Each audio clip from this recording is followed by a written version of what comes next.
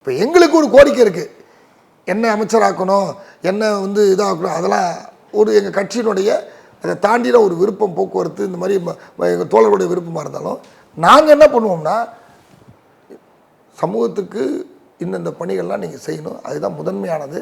எனவே எங்களுக்கு இப்போ எம்எல்ஏ பதவி, எம்பி பதவி, அமைச்சர் பதவி, அது தாங்க இது தாங்கன்னு போய் நாங்கள் நிற்கல. எங்களுக்கு தார்மீகமாக நாங்கள் மக்களுக்காக வேலை செஞ்சுருக்கோம், உங்களுக்கு வேலை செஞ்சுருக்கோம்.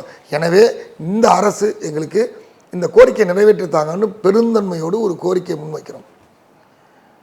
என்னென்னா, பட்டியலின மக்களுக்கான இடஒதுக்கீட்டு முறையில் பெரியார் கொண்டு வந்த சமூக நீதி பார்வையின் அடிப்படையில் சமூக சமத்துவத்தை நிலைநாட்டுவதற்கு தனியார் துறைகளில் கார்ப்பரேட் பெருநிறுவனங்கள் எல்லாம் இன்றைக்கி யாரும் போக முடியாமல் இருக்குது.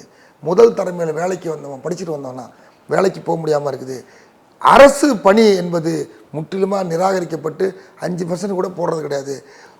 கடைசியாக இருக்க குப்பை அள்ளுற தூய்மை பணி இருக்கக்கூடிய அந்த பணியை கூட அரசு பணியாக மாற்றுறதுக்கு அரசு ஒத்துக்க மாட்டுது. அந்த சுகாதார நலத்துறை சார்பாக மருத்துவமனைகளில் இருக்கக்கூடிய கடைசி வேலையை செய்வதற்கு கூட அரசு பணியாக நகராட்சிகள்லேருந்து எதுவுமே ஒத்துக்க மாட்டாங்கன்றப்ப இனி அரசு பணி இல்லைன்னு ஆன பிறகு IAS, IPS, IRS, group 1, group 2 இதை தாண்டி வராதுன்ற ஒரு நிலைமை இருக்கிறப்ப இந்த தனியார் துறை இடஒதுக்கீட்டை கொண்டு வந்தால் அது சமூக நீதி அடிப்படையில் இந்த மக்களுக்கு பிற்படுத்தப்பட்ட, மிகவும் பிற்படுத்தப்பட்ட பட்டியலினம் மற்றும் பழங்குடி மக்களுக்கான சமூக நீதி பிரச்சனை தீரும் என்று நம்புகிறோம். அதை கொண்டு வரணும்.